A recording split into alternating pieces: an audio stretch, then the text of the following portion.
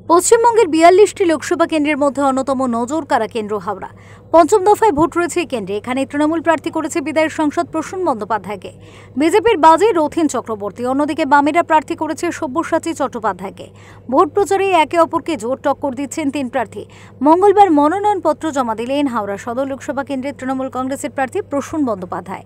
এদিন দুপুরে তিনি জেলা শাসকের দপ্তরে তার মনোনয়ন জমা দেন। উপস্থিত ছিলেন মন্ত্রী অরূপ রায়, মনোজ তিওয়ারি সহ বিশিষ্টজনেরা। মনোনয়ন জমা দিয়ে সংবাদ মাধ্যমের মুখোমুখি হয়ে প্রসূন বন্দ্যোপাধ্যায় বলেন, প্রচারে মানুষের খুব ভালো সাড়া পেয়েছি, মানুষ আমাদের সমর্থন করছেন। ভীষণ ভালো, আমি বলছি কোনো মিথ্যা নয়, ভীষণ সাড়া পাচ্ছি।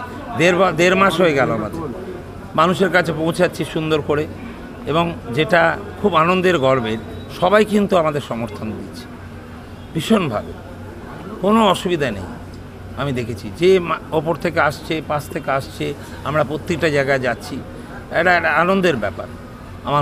আমার একটা মনে হয় কি, আমাদের ওটা পার্টি নয়, আমাদের পরিবার একটা তৃণমূলের, এবং দারুণভাবে কালকে অভিষেক এসেছিল, প্রায় 1 লক্ষ লোক হয়ে গেছিল।